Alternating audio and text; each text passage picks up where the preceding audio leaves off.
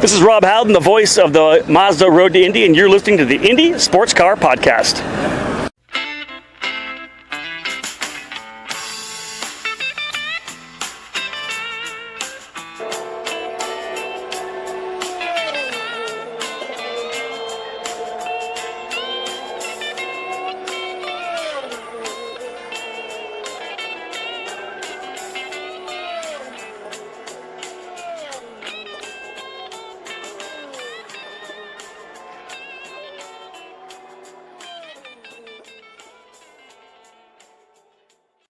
Welcome, ICP fans, to another episode of the Indy Sports Car Podcast. What's up, Miss A?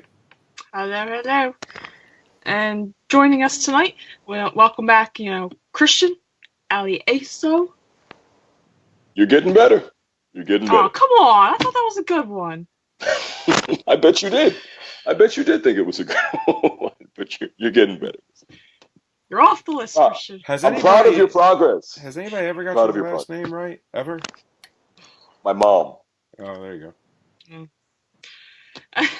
Also joining the show tonight is I'm winging this, so 2016 Pro Mazda champion, driver of the number 9 this year for Bilardi Auto Racing and Indy Lights. Welcome back, Aaron Telitz. Hey, what's going on, guys? Thanks for having me on. It's great to have you back, Aaron. And then last but certainly not least, your 2017 USF 2000 Cape Motorsports champion, Oliver Askew. Welcome back, Ollie. How's it going? Good to be back. I mean, was it Barber when I told you the season was over and you had it? I think. And you can quote me on that, yeah.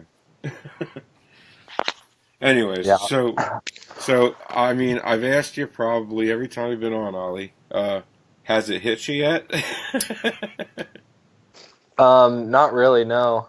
It still feels like I'm like in the middle of the season, I mean, it feels like 2018 already started, and we're preparing every day for it, so. Right on. I got to take it easy for a couple of weeks, but now we're just right back into it. So it feels good.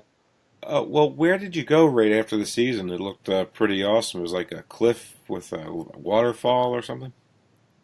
Oh no, that was in Watkins Glen. Oh, okay. It's still beautiful up there. Yeah, it was really nice. Super. Oh, did you walk up the path through the gorge? I did. Yeah. It was cool. That was a good time. I did that too. Yeah. I went with Anthony and his brother, Anthony Martin and his brother. Oh, right on. Yeah, we got to spend the weekend with Anthony's whole family, watching the races with him and everything. His brother's almost taller than he is. I was like, geez. Yeah, those guys are super funny, good people. Really awesome people. Yeah. I'll tell you what, that last day of racing for you guys in the wet, that was just like. That was one heck of a way to end the season, I'll tell you. Yeah, I don't know if I got to tell you, Aaron, but that was one hell of a race. That was really cool to see. Oh, thanks, guys. I had a lot of fun out there. It was some crazy conditions. I think I was the only driver to test in the wet when we were there testing earlier in the year, so I guess it paid off. Oh, okay, right on. Yeah, I mean, and like Santi was right there, man. You raced one heck of a race. That's how you race a defensive race in the wet, man. Great job. Thanks. Yeah, it was intense. It was actually kind of nice having Santi behind me because we were told at the beginning of the race that if we finished 1-2 that we'd win the team championship. So we kind of knew once we were 1-2 that no one was going to do anything too stupid to ruin that opportunity. So team orders. So what I saw wasn't really exciting. Great. I'm kidding. No, I'm not taking that away from you. You earned that, man. I mean, in the way, it's not easy to drive the Indy Lights cars to begin with. So I've heard, because of all the downforces, off the top and really nothing underneath. So, and it being in the wet, that's got to throw another, monkey wrench into the works. So. Like I said, congratulations on that win. And I still say best move I ever seen. Well, I mean, the Oh, freedom. I was going to mention this. Okay, then you go right ahead and do it. No, I was just thinking about it. Aaron, your move at the end of the Freedom 100 race was just awesome. Oh yeah, that was good too. Oh, that was a while ago. Yeah, I had a good run there on Dalton, or I don't know if you're talking about side by side with Mateus, Yes. but either one, yeah. Yeah. Yeah, I'll tell you. I mean, like, that was like drafting and passing 101 to take over a spot. And well, I mean, if Lease wasn't in front of you, you would have won. Yeah, that's how it works. That was the most ridiculous statement I've ever made. If you really think about it. I thought it was a great move to pass, Dalton at the end there and take second. I thought it was a great move. Yeah, I got a little bit bottled up when I tried to make the move around Mateus and then lost a bunch of momentum, and Dalton got by me, so best I could do from there with only a few laps left was get back past Dalton. Right on. So, and Ollie, I mean, what can you say but just domination throughout the entire season? I mean, everybody's going to have their off weekends, but I think you had one off weekend, maybe two by your standards, maybe, but all the rest of them were just domination as usual. Yeah, I'd say we had one or two weekends where we weren't the quickest the whole time, but we were still competitive. Both at Road America and at Watkins Glen, I think it was a little bit tougher for us, but we were still, posting quick times. So there was a few races in the beginning of the season that we were dominating at completely, and then I think at the end, the racing was a bit closer between the teams, but I think we were still the guys to beat with myself and Cape Motorsports, obviously. I'm working on the car, so. Now, this is Cape Motorsports' 7th or 8th year in a row champion for his championship in USF? Seventh consecutive USF 2000 championship. That's impressive for a team, but they have to have the right drivers to do it, right?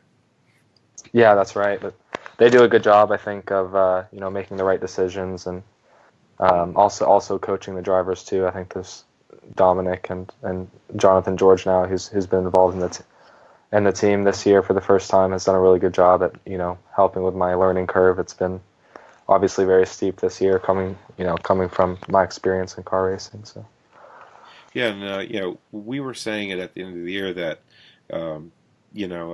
you came in at a really good year because it's a new car, so everybody, even the the veterans, the sophomores and what have you, they all had a learning curve just as you did. So it was almost like everybody was on the same playing field. And now that you won the championship, you're going into Pro Mazda. It's almost you're in your same position again. You're coming in, and the guys that will return to Pro Mazda from last year, they'll be on the same learning curve as you are. So or girls, throwing it out there. I was moving up to Pro Mazda. I'm just throwing it out there. She announced it. Is she? Yeah, she just announced like a couple days ago. She's moving up the Pro Mazda for next year. Awesome. Congrats to her. Yeah, we just had her on too. That's great. ISCP juice, baby. It was your show that did it.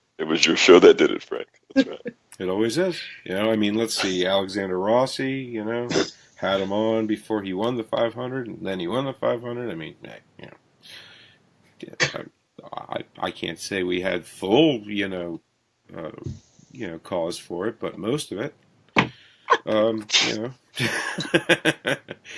that's an Eric Filgaris thing. He's the one that coined all that. So, we're not that narcissistic, but we love being it. Because it's fun to it's fun to be full of yourself sometimes. Like Aaron, I'm kidding. I'm kidding. You haven't been on in a while. I gotta, poke funny here and there. But what would you say you took away from your first year in an Indy Lights car? Winning Pro Mazda and moving up, and it's just like, what was the biggest thing you learned this year?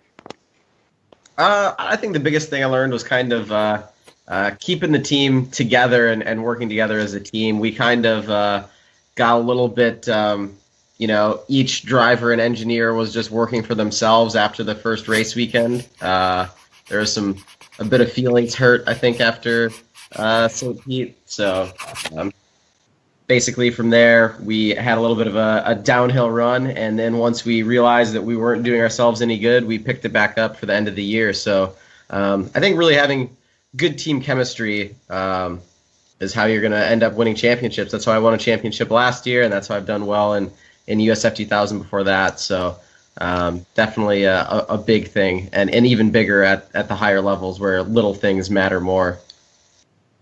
That's a great answer. Great answer. I mean, do you think that now we had Shelby on, and he was it was right before they changed the push to pass rules from 1 second to 1.5 seconds, and he was talking about that on our show, and then literally like 3 or 4 days later they changed it.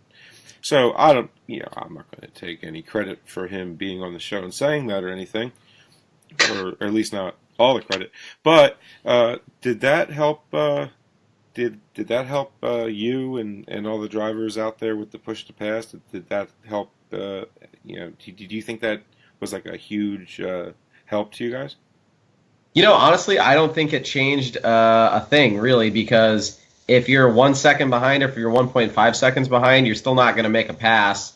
The push to pass would just help you stay close. If you're really going to make a pass, you've got to be right behind the guy and then use push to pass as an assist, basically.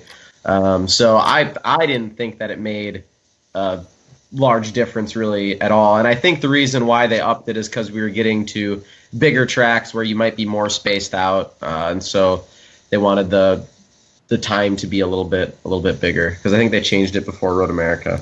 So I didn't think it was a huge difference, honestly. Oh, interesting. Okay. So you get 1.5 seconds of push to pass?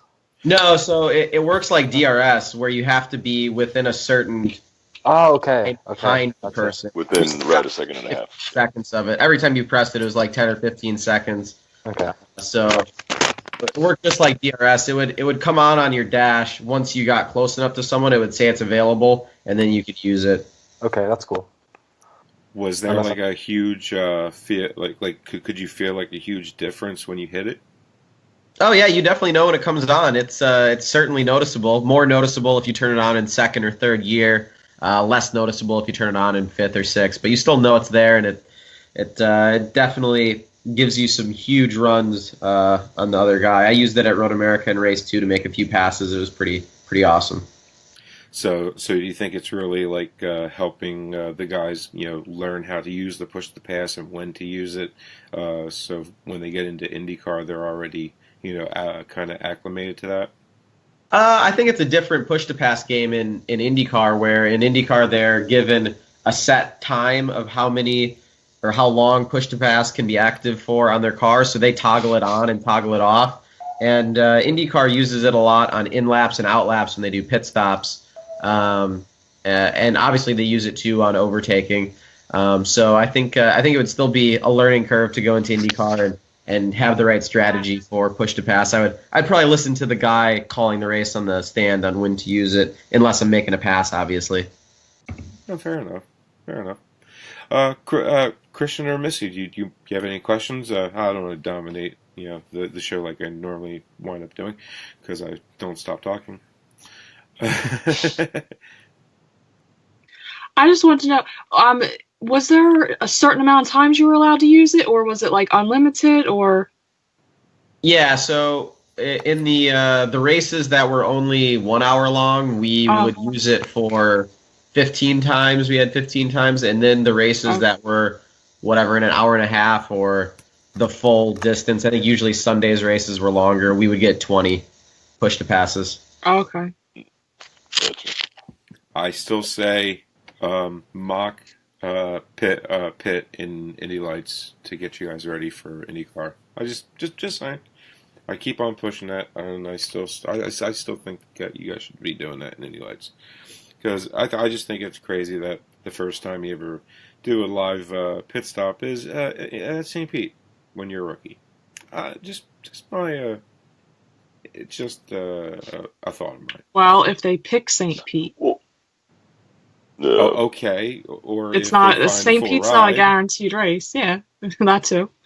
Well, I mean, do you But if you're think, gonna do it there, you might as well do it to all the 3 tiers then, leading up to yeah, other and practices. I mean, I'm not saying actually change tires or anything because that would be just it would drive the cost up and everything. I'm saying just mock it, like you have to come in a certain lap, so that way you just get used to doing it. That's all. But I don't know. I mean, kind of like how Global Rallycross, you have to do the that Joker lap somewhere in this race. Kind of like that. Like a mandatory, you have to come in and. Sure. Yeah. Exactly. Yeah. That's exactly. Yep. I'm up. You see, Christian caught on to exactly what I was talking about. Yep. I did. I'm right there with you, bud. Yeah, man. You have to teach me about that. 'Cause so, anyways, so going into Pro Mazda, Ollie. I mean, what are you looking most forward to? Well, this will be the quickest car I've ever driven in my life, so I think that's going to be the most exciting thing about it. I'm testing for the first time next weekend at the Chris Griffiths Memorial Test at IMS. So I'm really looking forward to that, and I think it's, to touch on the subject you were talking about before, I think I'm definitely in the right place at the right time. Moving up into Pro Mazda, it's going to be kind of another fresh start for everybody, like it was this year. But I'm already acclimated to, the tub and the characteristics of the car. So yeah, I mean that exactly. That was another thing that we kind of came up with as we were talking about. Is not only is everybody on the same playing field, but you kind of have an advantage because it is the same tub. I do. Yeah, both myself and the other drivers moving up for sure. So I'm expecting the car to have the same driving style, same characteristics, the same changes will feel the same in this new car. So I'm looking forward to it. I think our notes from last year are definitely going to apply. Right on. Not last year, but this past season.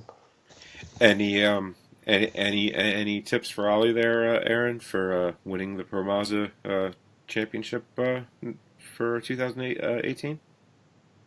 I mean, yeah, I think can basically just build off of what he did this last year, where he had a great start to the lead, and even though he had Renus kind of breathing down his neck later in the year, he still kept it together and had consistent finishes, and that's really what it's going to come down to is finishing at the front a lot. I think Ollie can kind of see where Renus didn't necessarily win as many races as him, but just because Renus was consistently on the podium, he was still right there to battle Ollie for the lead. So I think Oliver can just basically keep doing what you're doing, man. You're doing obviously great work, and I think I'm assuming you'll probably be back at the Capes, but they'll have an awesome car for you to drive, and the Pro Mazda, the new car is really cool. I've done a couple test days with it, and it sounds awesome. It's going to be really fast, so you'll be fine. I'm not worried at all. I'm thinking you'll be the favorite to win the championship, even though you're a rookie. I think it'll be obviously tough, but you'll be able to pull it off.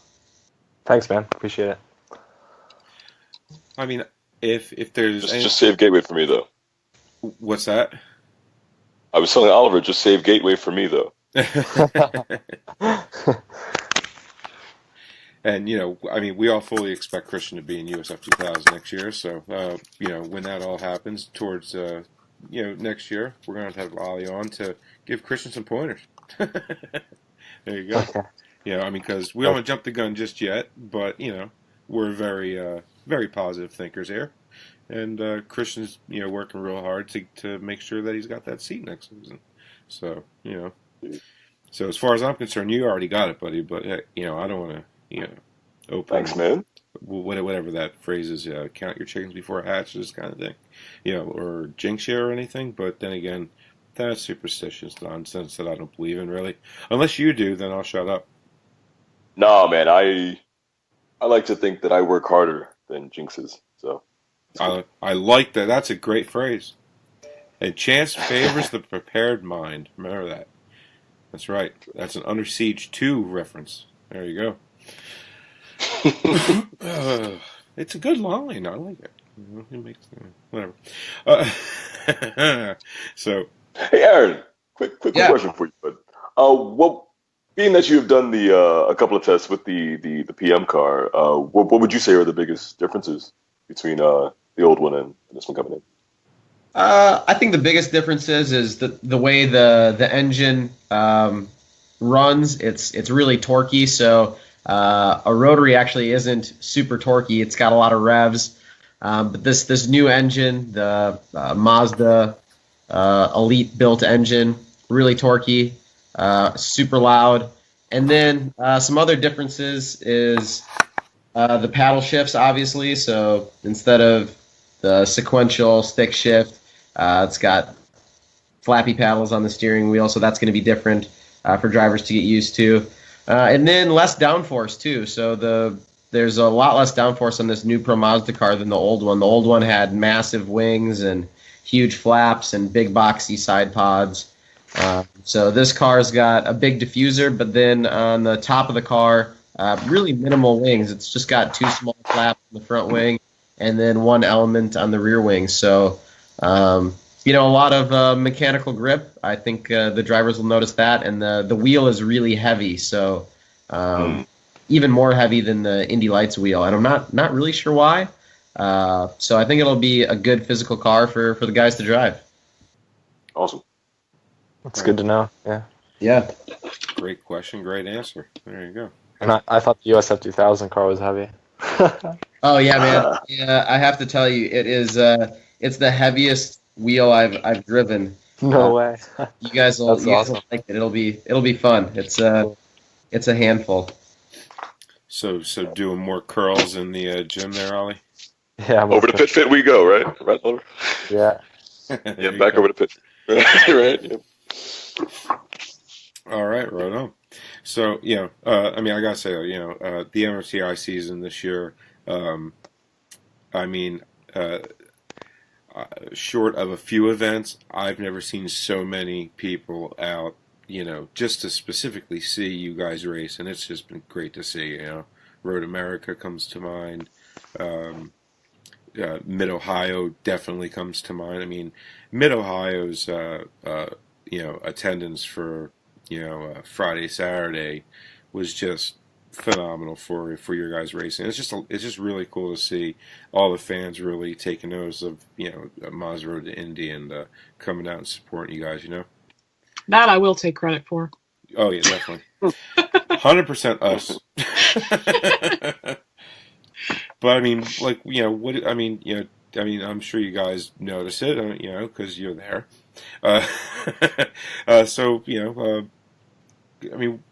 Aaron, you've noticed it probably a little bit more than Ollie has because it's his first season in it. But have you noticed the same thing we've noticed over the last couple of years?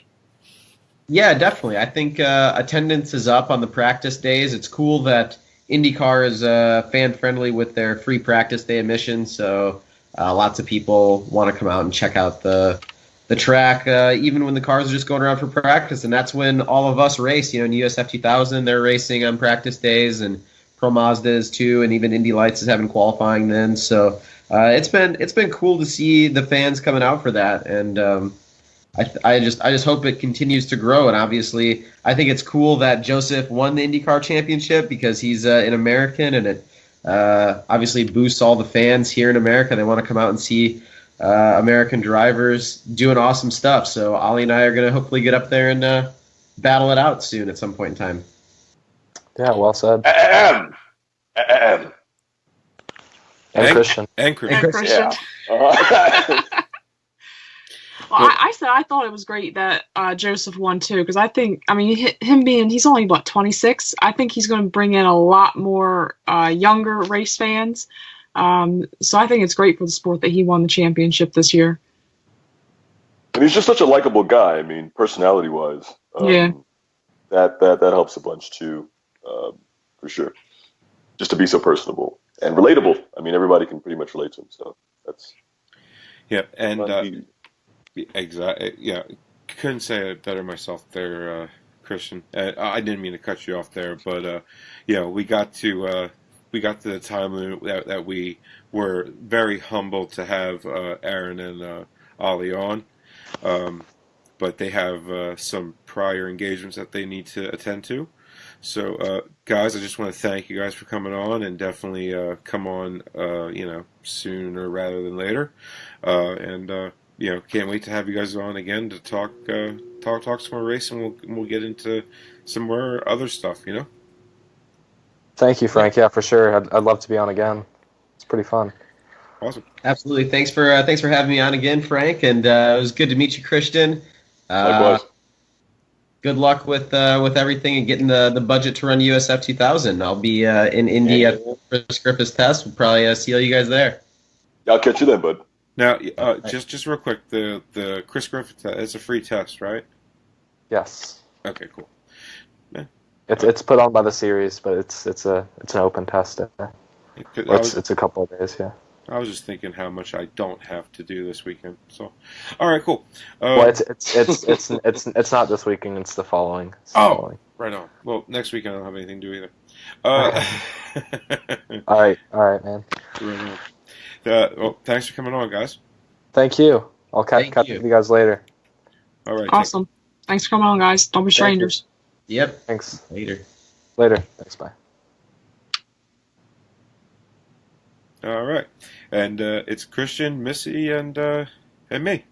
So that was awesome having them on. It's always great to have Ollie on. I think that's Ollie's like fifth or sixth time on the show. I think by now. Missy, Christian. Yeah, sounds good. Sounds about right. And I've only been on with him twice. This will be the second time. Right on. And that was Aaron's second time on, I think, right? Or second or third? I can't. Yeah, it's very hard to keep track. I would say third, but this is week 151, guys. So there you go. All right. So we have a little bit of race talk to talk about. Formula One actually, put on a show for the fans in Japan for the first time in almost half a decade.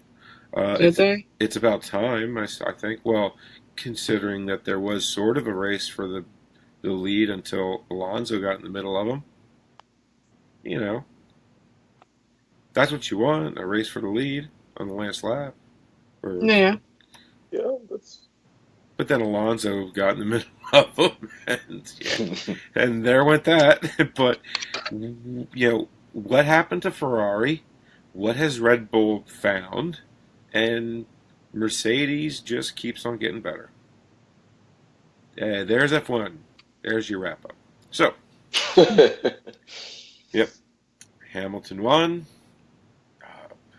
Vettel DNF. Extended the championship. Yep. Yeah, I don't know what happened to Vettel. Like, he was going around, all of a sudden you just hear there, box, box, box, we're going to retire the car. And I'm like, wait, what? For what? What happened? Yeah, well, Because for once it didn't look like a bad start. Like there was no, because you know how F1 starts are half the time. They all go and all of a sudden there's parts everywhere. Somebody's flying off the track. But this one was actually a pretty decent start. I did think that Lewis and Vettel, I don't think they got the best starts, but I think they both got like kind of a bad. I mean, I don't want to say it was a bad start. They were like average starts, but they both got an average start, so it wasn't. But yeah, I don't think it wasn't good though for Vettel because obviously he needed to finish this race to try and stay in the championship hunt. I think his chances are gone after this race. Yeah, I know. I don't know. I don't see how he can. I mean, it might be possible. Yeah, he could win every race out. But not finishing this race I think hurt. I doubt it too. But I think not finishing this race hurt. What do you think, Christian? Missy's got it right. She's right on the ball, yeah. Yeah, she's right on that. Yeah. Although I was going to try to interject with an alternate point, but I can't argue with her on this one. No, there's nobody there to really battle with Hamilton for the championship now. So, I mean, although I do think Red Bull, they've done an exceptional job this year. I think, especially like the last second half of the season here. I mean, they just found something, and like I said, Ricciardo and Verstappen. And even Verstappen, I think at the beginning of the race, a couple laps in, he made a great pass on Vettel, before, well, it had to be at least before lap 5 because that's what lap Vettel went out on. So he made a great pass on Vettel, but the one, was it a week or two ago, he made a great pass on Hamilton to take the lead.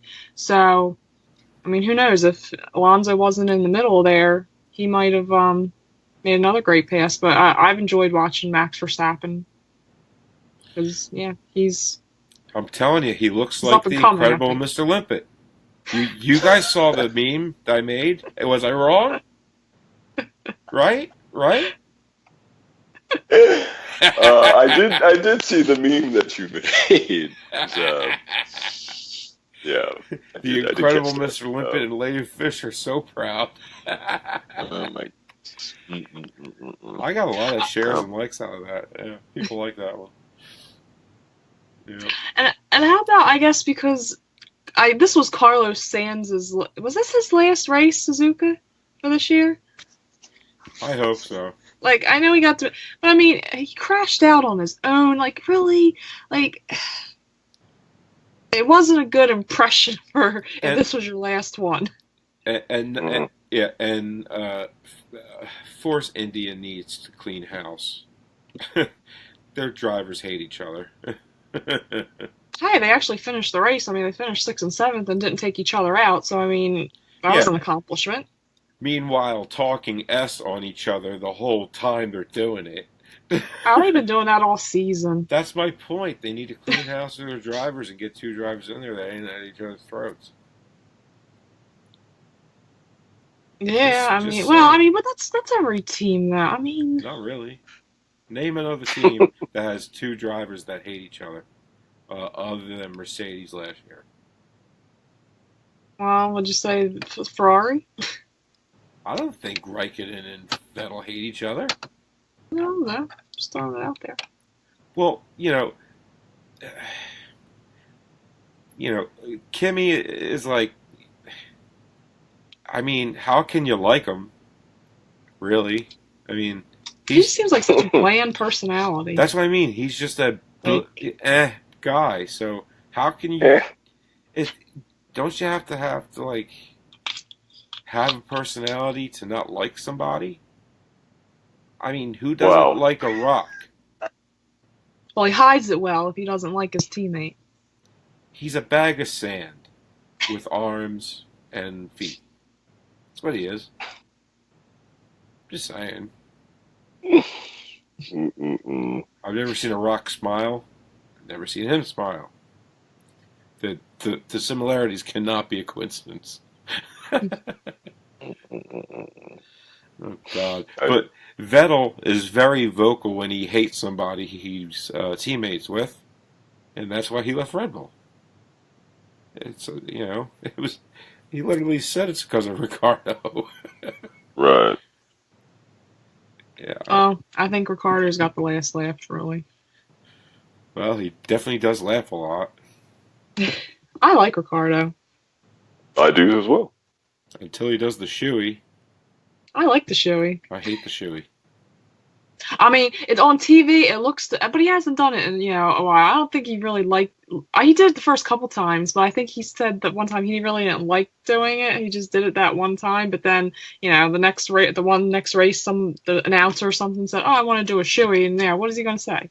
And then, Lance Stroll was his first podium. He had to do a shoey. I mean, cool. But I mean, I think it's totally gross. But I mean, really, if you were up on that podium and Ricciardo was like, "Hey, you want to do a shoey?" Come on. Yeah, you're not going to say no to right, that. Exactly. Yeah, I mean, when Captain Picard comes up and says, "I want to do your shoey," and you do it. Puke afterwards, but Yeah. Down it. You're going to get tased by him. Yeah. On the way home, when you're thinking about what you just did, it's like, oh, wait. Yeah, then you want to throw up, right? Oh, God, what did I just do? Oh, God. Why does my stomach feel queasy? Oh, yeah, it's filled with his feet. Oh. But that's only in reflection. In the moment, Yeah. you're just caught up. You're swept up in the tornado of emotion, and it isn't until you're reflecting on it on the drive home. Right? I can't wait to see somebody just lose it all over the podium after they do it. Just all over everybody. It'll be beautiful. Phenomenal. But yeah, I mean, maybe it's kind of like one of those things where it's like, okay, I mean, I did it for this, I did it for that because it was a whatever. But this is, it's time to, hold it back and waiting for, a bigger moment to happen, right? Kind of like the whole Will Power jumping off of his car when he wins the way he used to, but he doesn't anymore. Thank God. I mean, it's the one thing I'm like, oh God, Will, stop doing that, please. You look ridiculous. Anyways, Christian, any news on the book? Any movement or anything? Specifically on the book. No, not at the moment. Not at the moment, man. We're just starting to get a tentative schedule together at the moment for some book signing dates, just in strategic places where we think we could do really well with that, and just pushing that. And other than that, man, just waiting for the yay or nay from the TV network. I think that's gonna just do wonders for the push, of everything that's involved, not just the book, but just the racing efforts as well. So, got these pretty big pieces that are just kind of up in the air. I need gravity to take over and start bringing them down a little bit, so I can tie those into some other things and some other things and some other things, and it just equals more book sales, more racing, more everything. So, seems like the TV show at the moment, though, is that key. That's the key that needs to be there. So just waiting patiently. So who's the main guy we gotta, really grease? We gotta work them over, right? No, I'll send you that in a private message. Right on. We'll be you there and the in goons. 2 weeks. So you and the goons can show up and take care of it. Just because I'm from Philly and I'm half Italian doesn't mean I have ties to. Okay, I do. But my point being is that has nothing to do with it. No, I'm kidding, man. I trust everything up to God. So that's my main hitman right there. So in His time, and it will happen, man. I'm not stopping what I'm doing, and I'm still working. I'm still pushing forward. And had a great opportunity last night to hang out with Oliver and a bunch of other of Indianapolis's finest. And the one thing that I did come away with from that was just an even greater sense of motivation. You're 5 feet from Super Bowl champions and these NBA champions and all these other people. And USF 2000 champions. And the USF 2000 champion, exactly. Was the champions. Right. How out of place was I on today's show? But it's all a motivator, So congrats to Aaron for what he's done, and congrats to Oliver for what he's done. See, I don't feel like that just stokes my fire. You know what I mean? Because in my head, you're already in for next year. You know what I mean? Like, I see you, bud. And then I talk like you are, but nothing's official, so I don't want to jinx anything. But it's just like I'm just jinx whatever you want, man. I work harder than jinxes. Like I told you, I work harder. And I love that quote. It's just I got to stop doing that. Because Missy yells at me all the time when I do that. Because she's very superstitious, and I mean I am to a fault too. So, but I love that quote. That was a great response, by the way. That's great. Thank you. But I felt bad, like, I just put him on the spot again. I got to stop doing that. You love it. You absolutely love it, man. I love making you sweat. No, but I think the listeners actually probably kind of like it too. The listeners love you, dude. I mean, I ask them all, what do you think of Christian? I love Christian, like, Oh, well, thank you. all the listeners out there, I mean, I haven't heard one bad word about you, so. Excellent. I appreciate that, everybody. And if any of the listeners happens to know of an opportunity, for some funding and would like to help out, I'm open to, and at this point, it's more so just finding the connections. I think that where the money is going to come from, for me anyway, I'm not that typical story of my dad's got just a ton of cash. If I told you about my dad, you'd be like, wow, he honestly doesn't even have two nickels to rub together. So it's I think what's going to be the catalyst for me is that there's going to be somebody who wants to see my story go to where we want it to go. I think that's what's going to be who ends up funding this thing, is somebody who wants to see it, and so, for those of you who know about my book and know about my story and where I've come through to get to this point, if you happen to know of anybody who would like to see the story progress, then can I interject something real quick? Absolutely not. It's your show, but I'm not letting you interject anything. Oh, I'm sorry. Go ahead. No, of course you can, Frank. Go ahead. Yeah, it's your show, man. Well, I was reading a little bit of your book, a little, I think it was half a chapter maybe. I don't know how big the chapter was, but you were talking about your childhood and, where you were kind of living at the time. Namely, I don't know, do you want to tell it? Because I don't want to tell your story for you. Do you know I'm assuming you're talking about the homeless part. Yeah, that one. Yeah. Well, I mean, basically, just my mom passed away from type 1 diabetes when I was 13, which I have. Okay, I'm sorry. I didn't read that part. I'm sorry, Christian. Oh yeah, no worries. But that's why I had to go live with my dad, because my mom had passed away unexpectedly, and I didn't really know too much of my dad at that point, and he wasn't at a point where he could take care of a child, but the only option I had. And because he wasn't able to do that, I spent, say, about 85% of my my time in high school homeless, living out of a storage unit, which is what he could afford, was the $19.95 a month for the storage unit that we stayed in. And so, yeah, that's I mean, like, by, what was it, 8 p.m., you had to make sure everything was done, you know what I mean? And because right, because at 8 o'clock all the lights go out, so everything that requires small things like vision need to be done and accomplished by that point. And it was challenging because I played sports. I was a double athlete in high school, so that made it challenging because you got to hit practice. If you got a game, you got to hit the game, and then somehow make it back before they close those doors. Sit there, whatever. So I mean, were there nights where you didn't make it back in time?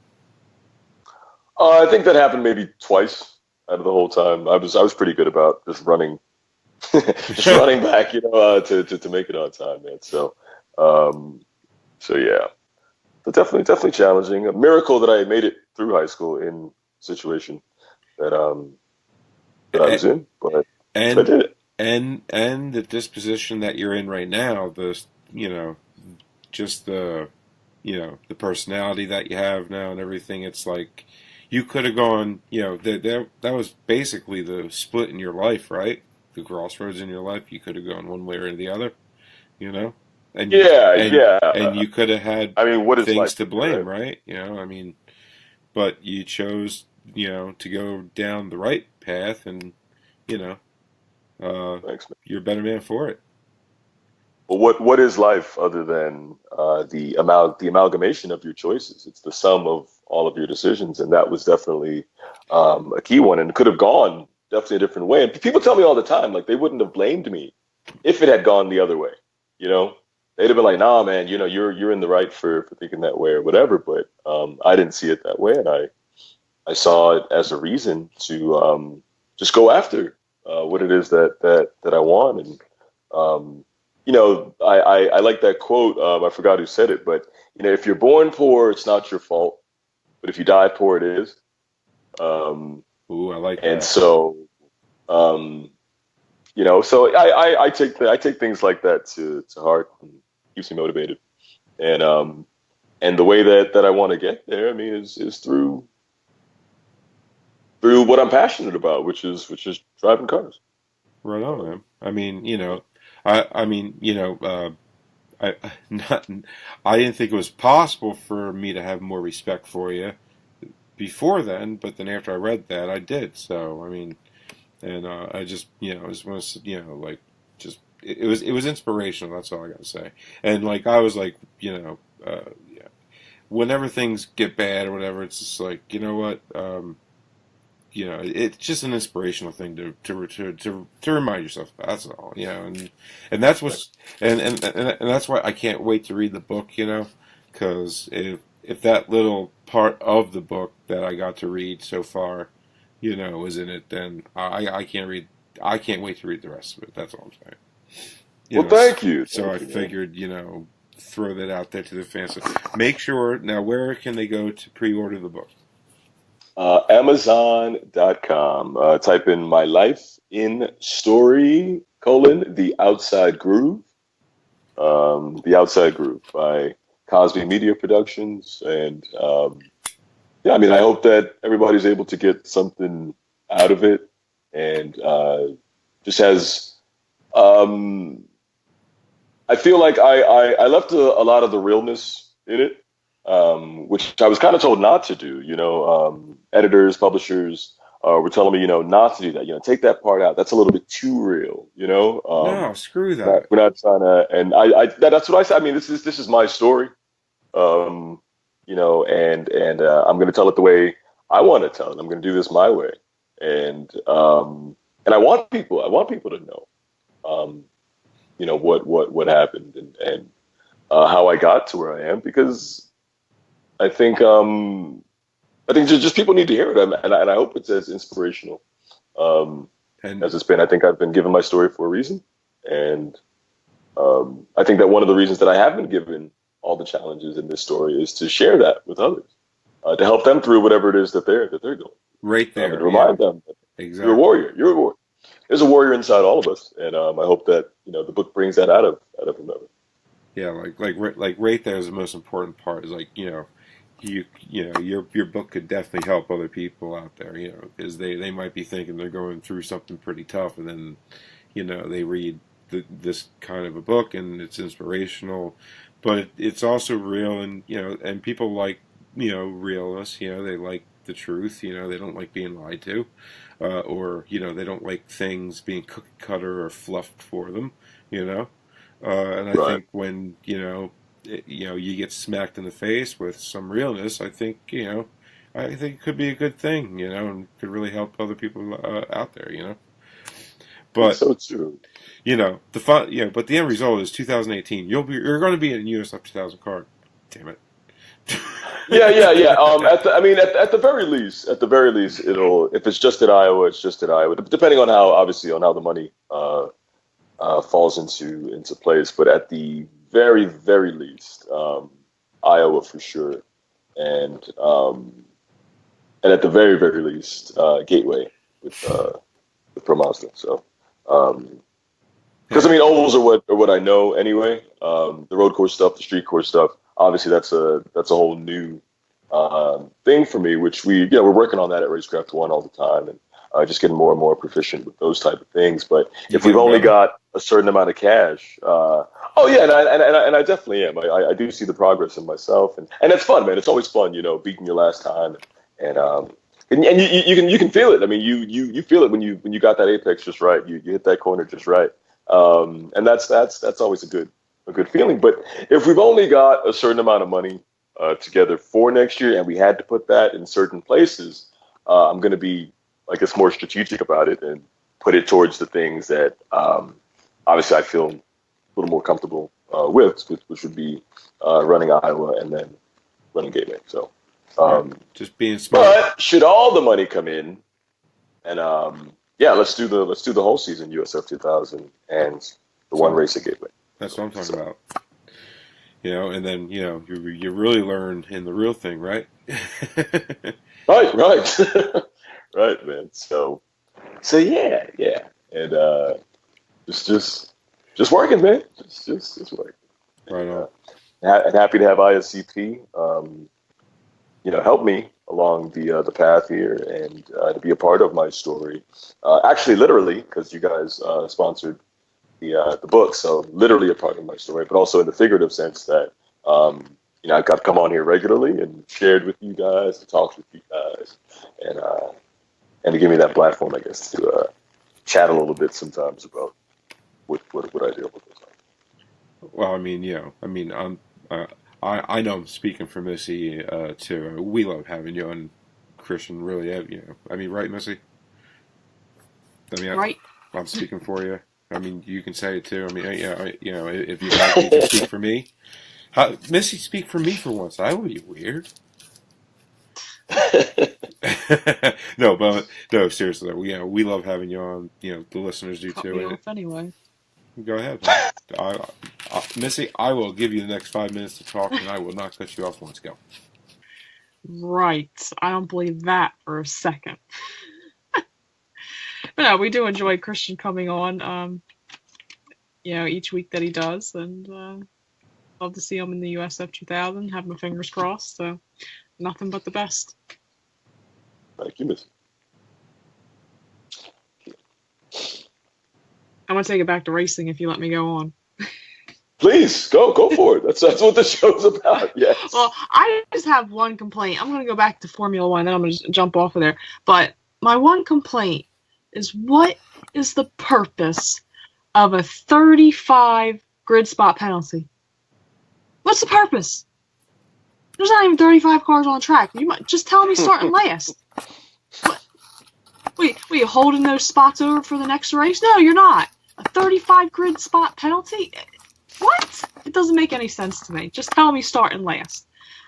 Because I see a couple. For the effect. 35 grid spot penalty, 20 grid spot penalty. You're starting last. Starting last. That's where you're starting.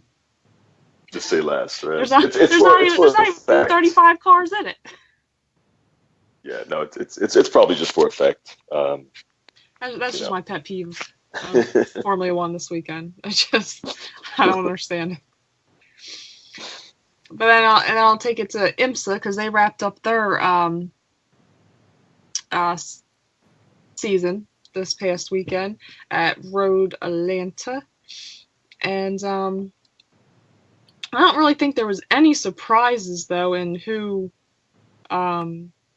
took championship. In the PC class, you had Pato and James French take the championship, and I think Road Atlanta was the first one that they didn't win first place because I think they got into a little crash with somebody, but I did think they placed third, I think it was. But yeah, so they finished first, and then I think it was the Taylor brothers, of course, finishing in prototype category first.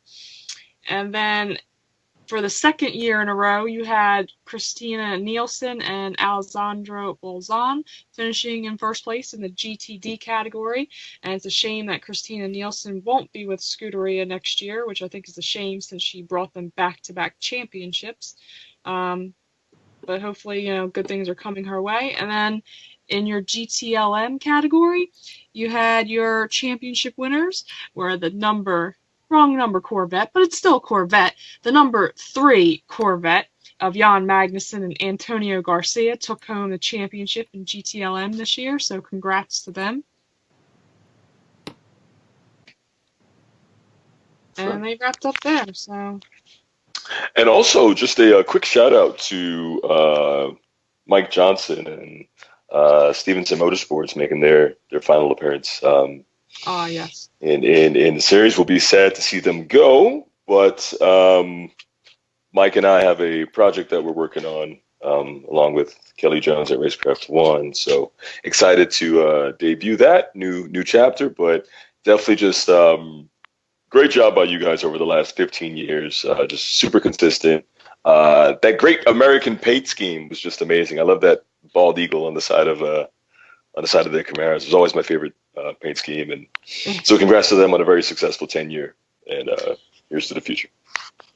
I said on our road trips out west, there's this tractor and trailer that says Stevenson Transport, and I swore every time I seen it, I would get excited because I was like, "Oh, look, it's Stevenson Motorsport," because it has like a little red, it had like a little red, almost look a bird going on. I'm like, I was like, "Oh wait, that's not them. Damn it!" Oh. I thought it was them every single time I seen that tractor and trailer. And I'd be like, "Oh, look, right there's Stevenson Motorsport." I was like, "Oh wait, no, it's not. Crap." Oh wait, no. It's not them. Damn it, got me again. Yeah, but I'm gonna miss that though. Just hella patriotic. What a great paint scheme. Yeah, good bunch of guys too. And I think the other big news that came out at IMSA was, of course, Team Penske with their Acura program, as they announced Juan Pablo Montoya and Dane Cameron were going to be the full-time drivers in the one. And they did announce, of course, as we've heard, Elio Castroneves is going to be driving the other one. And his teammates were I know, recently. Frank, I know, it's a shame, it is. But yeah, they announced Ricky Taylor is going to be his full-time partner in 2018. Wait, is it going to be him, or is he going to be a third one? Oh crap! Hold on. Yeah, it's going to be Ricky Taylor, and then the two other guys is going to be. Which this is what the shock. I mean, Simon Pagenaud is going to be driving when they have the endurance races like the Daytona and Sebring. So it'll be Simon Pagenaud, and the other surprising one was Graham Rahal is going to be joining their lineup for the Daytona and Sebring. Definitely, I was like, what? But then again, last year I don't think he drove for his Rahal, Letterman, Lanigan, and the BMW last year either. I think he did drive, but I think it was for another team. I don't think it was for them last year either. It was an LMP1 entry, I know that one. Or whatever they call it, DP, DPI, whatever. Mm-hmm. Well, that's because Rahal, Letterman, Lanigan's only in GTLM, so. Yeah, but it'll be, Castroneves and Ricky Taylor will be full-time in the other Acura for Team Penske, and like I said, Simon Pagenaud and Graham Rahal will be the other two filling in for the Daytona 24 and Sebring. Funny I didn't hear that Taylor Racing is closing up shop. I guess this is telling you that? That's what I would assume from this announcement. Or his brother's getting another teammate other than his brother. Right? I mean, brothers fight, right? You never know. Yeah, they do. Who knows? I mean, I haven't heard anything about Taylor Racing folding up, but when I heard who was racing with Elio, I went, wait, what? Not only do I want to throw up because of Elio, but then I was just like confused about Taylor. Wow. But that's IMSA for you. What else is new? Confusing and ridiculous. Oh, and it rained at Petit Le Mans again, so nothing new there. How shocking. Yep. I'm glad I swore off that track. Why'd you swear that track off? Because of the rain? Fire ants? Oh. Yeah. We'll have to send you the episode for that, Christian. Fire ants, okay. You don't know that story? Seriously? Or No. or maybe we said it so much and then you came on and I just didn't talk about it? Huh. Are you just like that? Are you that scarred? You can't talk about it, or is it? Wow, I beat it to death, really. Yeah. We'll send you the podcast, Christian, and let you listen to it. Okay. It's an interesting one. It's one of our most downloaded. It is our most downloaded episode. Oh, Number 49 or 50, I believe. Yeah. Lanier, or Lanier, however you say it, is right across the street. And Jay and I parked there because, iRacing, Lanier, or Lanier, whatever you call it. Yeah, you kind of race on it, so it was kind of cool to park there. And it rained every single time. The first time I went there, it didn't rain. All the other times I went there afterwards, it did. And I parked right on top of a nest of fire ants. Oh. So Nice. Yeah, so during the race, when I was pretty much done with it because I was soaked, putting my stuff away in the back seat, and by the time I got in my front seat, they got, and it's funny, it's like they communicate to each other, which I know they do. Ants are some incredible little insects, I must say, especially the red ones.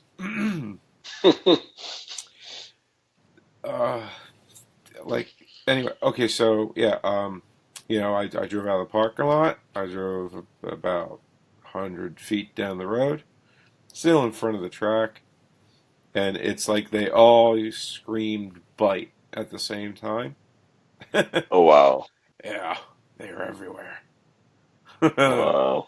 So I pulled over to the side of the road, and I ran down the street, pulling off all my clothes, down to my boxer briefs and socks. And I ran in front of Road Atlanta screaming because I was covered in fire ants.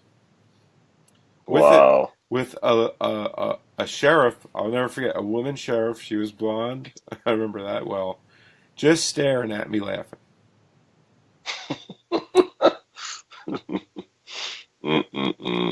Yeah. Then I went into, and then I had to deal with all the, side effects from that, like my throat closed up and all that stuff. When I went home early, I left Jay's like a day and a half earlier than I was supposed to. I wasn't feeling good, and I drove 14 hours home by myself, going through anaphylactic shock. Wow. But he denies that he was going through. Well, I figured I wasn't deathly allergic, because if you were, you need to go to a hospital.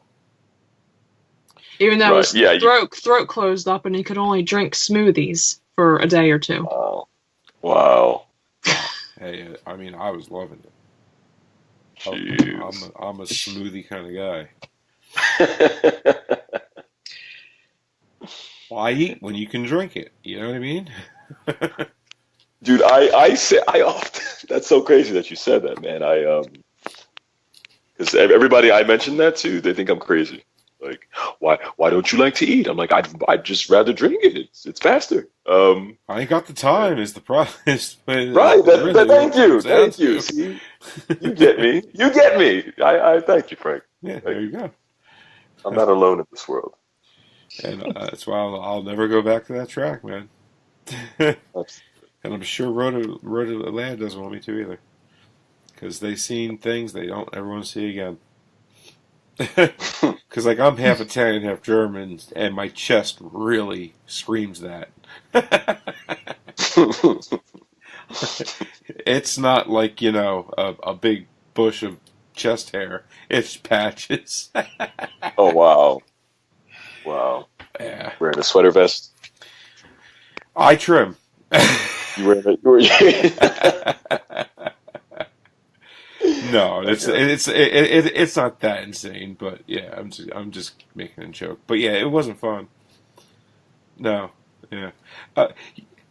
Interesting fact about the red ant that I learned the other day. Now, in Louisiana, remember when the hurricane came through? Mm-hmm. And New Orleans flooded, right? In Houston, during New Orleans, they found this out that red ants do this. So in Houston, they were kind of ready with the cameras to get the footage of them doing it, right? Mm. The red ant colony will all come out. They'll grab each other. I mean, I'm talking millions of them, right? Mm.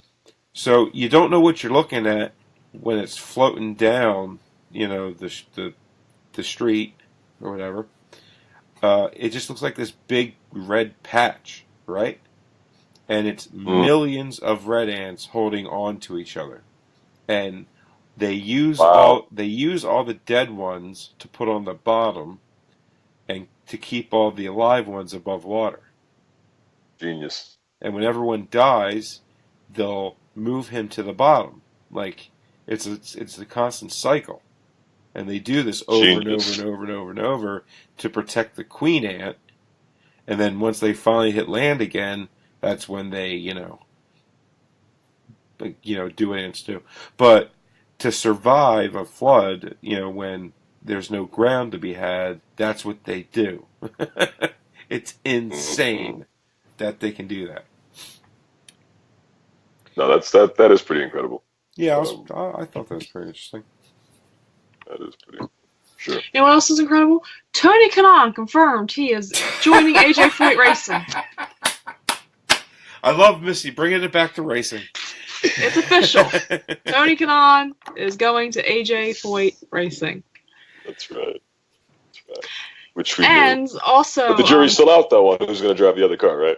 Yeah, jury's still out Yeah, there. I thought it was very telling and interesting that none of the other drivers of Foyt were they with them to congratulate their new teammates.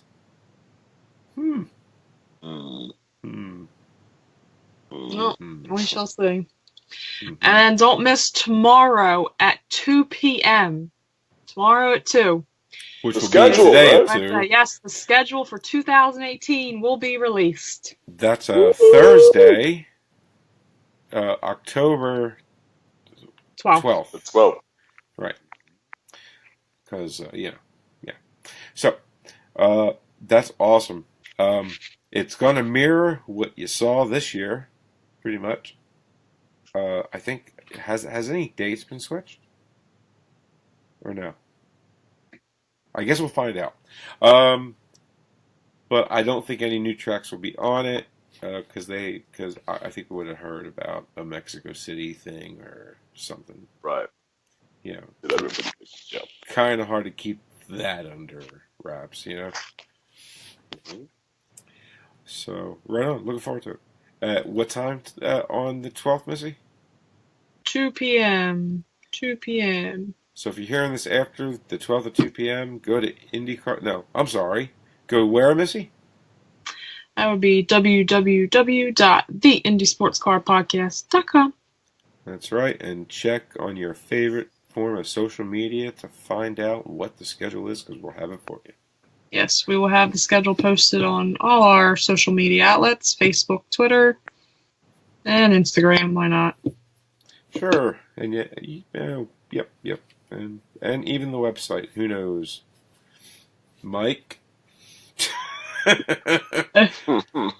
By the way, Mike knows. That's who knows. Yeah. Mike's got the flu. So get well soon, Mike. Hope you feel better, buddy. Stay away from me. Jeez, Missy. I haven't got my flu shot yet. Uh-oh, you better start wearing a mask at work. Oh no, that's not mandatory yet until the end of the year. Oh, okay. So just, I'm getting my flu what I shot just next said. week. Yep. Oh, you get it next week? Yeah.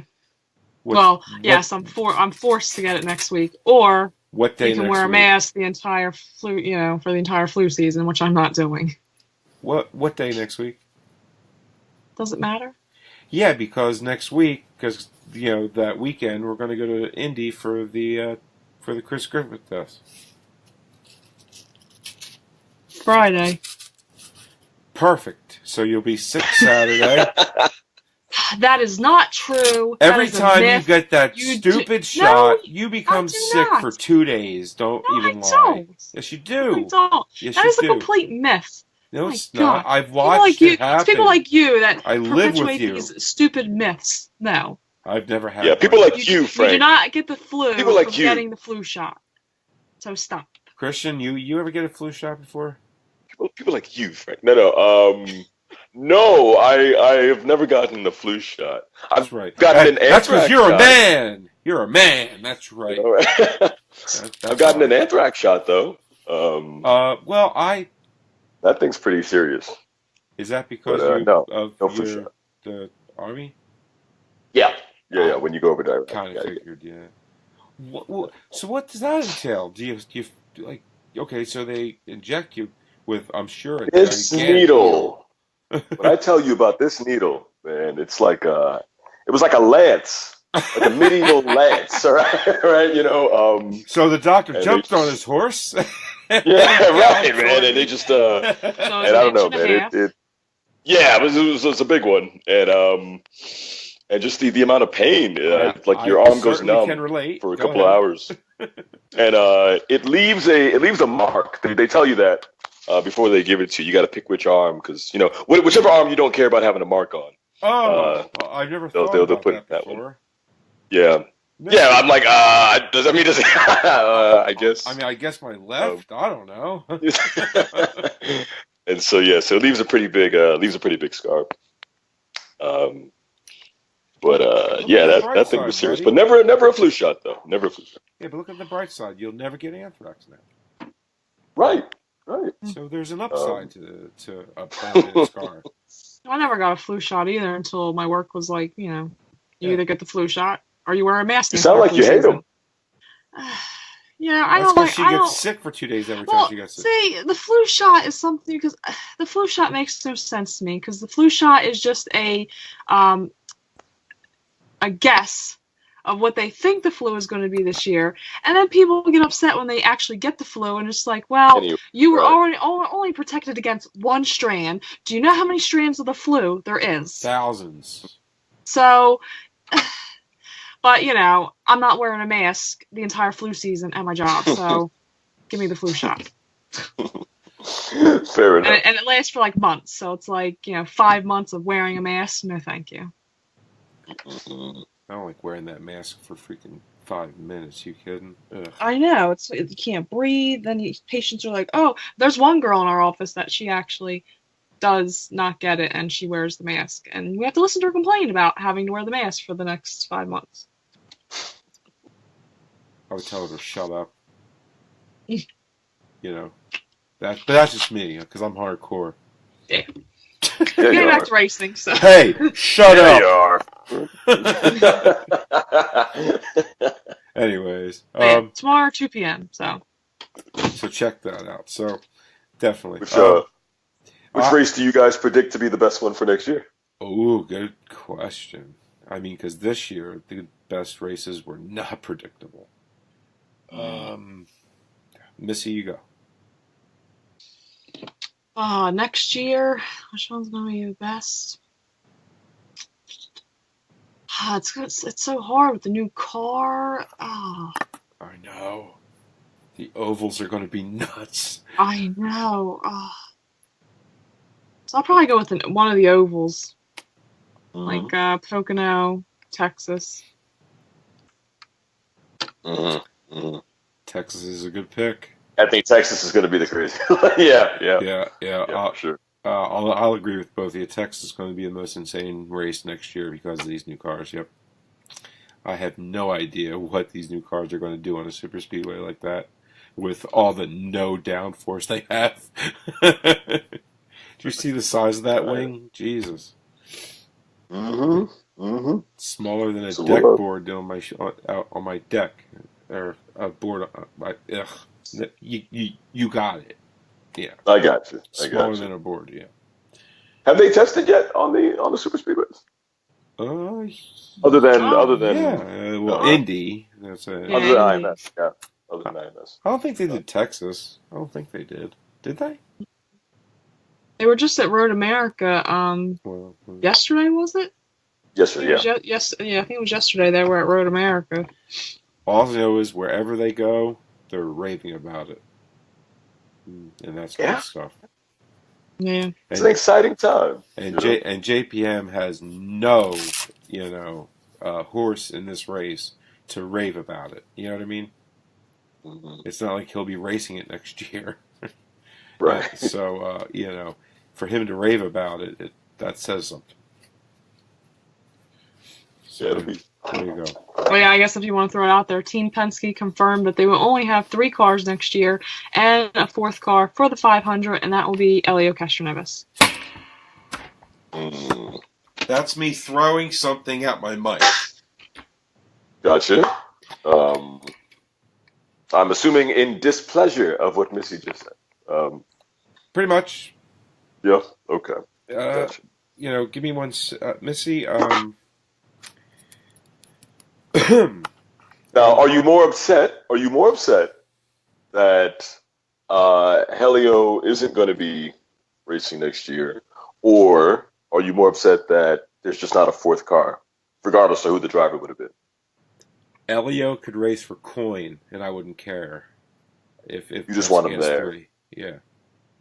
I thought Elio deserved and earned, to hang up his helmet and walk into the Hall of Fame, but not hang up his helmet and say bye to the 5 fans at an IMSA race.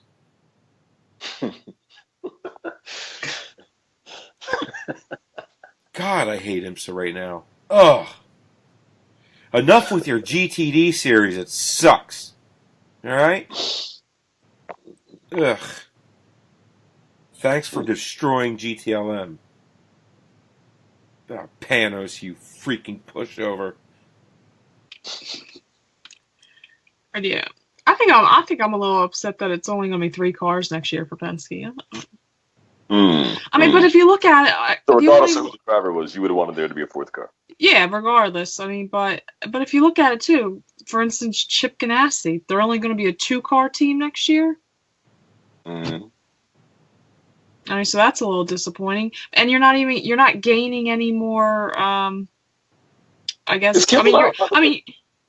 Well, it's nothing official, but his sponsorship was up this year, I believe. So they haven't announced who Scott Dixon's teammate is going to be. I hold no validity in that story that came out that early about who's going to be his teammate. I don't see it happening.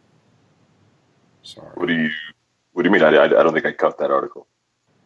This is some guy from what series, Missy? Over in Europe? DTM? Was that the DTM, yeah. Okay. No, that's the Wickens thing, isn't it? Or no, that's... Oh, was it? Yeah, no, that's Sam Schmidt. This is a totally different series. I think it's... The Porsche driver from WEC. Yeah. The LMP1 driver from the Porsche team. I don't remember his name because he's that unimportant for me. Brendan Hartley. Yeah, there you go. He will not be Scott Dixon's teammate. Sorry. Okay. There's way too much talent that is, waiting in the wings for a ride or coming up through MRTI for some guy over at WEC to come over here and take over an IndyCar ride. I'm sorry. That's where I look at it. He hasn't earned it. And if he does, I'll boo him. Unless he comes on the show, I'll cheer him. So all drivers, just so you know, everything with Frank can be fixed by you coming on to the show. I am very, very, what's the word? When somebody bribes you? Bribable. There you go. Yeah. Gotcha. All grievances can be rectified by you coming onto the show. Gotcha. There you go. There's nothing that can't be fixed by you not coming on. I got you, man. But yeah, no, it'll be interesting. I mean, if because I mean, where would Charlie go? I mean, Yeah, That's a question. Charlie and Chilton. Where are they would he going to go? go? A new team. I mean, they do have the funding, so it's not like Mhm. Well, I mean, if you look at the seats, I guess that are out there, besides the second seat for Chip Ganassi, the second seat for AJ Foyt, the second seat for Dale Coyne, the half seat for Ed Carpenter Racing, and then if you want to throw out, I mean, Juncos and Carlin, if they're going to be definites in IndyCar, but they're going to be single car efforts, along with Harding Racing as of right now is only going to be a single car effort too with Gabby. Right. yeah, but they've been talking about adding another one, Well, right, yeah, but nothing's official. Yeah. I mean, the only thing that's official with that is Gabby will be there. Well, actually, that's not even really official. They're saying it's going that way. So. Yep. Exactly. By the way, this is how I feel about Elio. Yeah.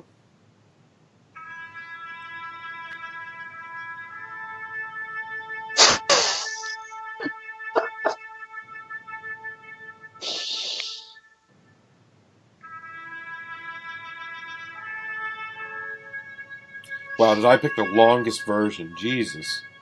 Okay, sorry, but I you get the point. Yeah. No, I get it. I get it. Yeah. I get it, man. Jeez, did Yeah, I have to pick the longest version of that song? God. Thanks, YouTube. Yeah, we're all there with you, bro. We're all there with you, though. I don't. Disgusted with it is why I am. Just disgusted. Anyway, but on a lighter note, or a happier note, I should say, it wasn't Will. It wasn't Will. Right. And on that note, Right, and on that note, you know that I know that Frank, he's still trying to know. But Christian, Aaron, and Ollie know,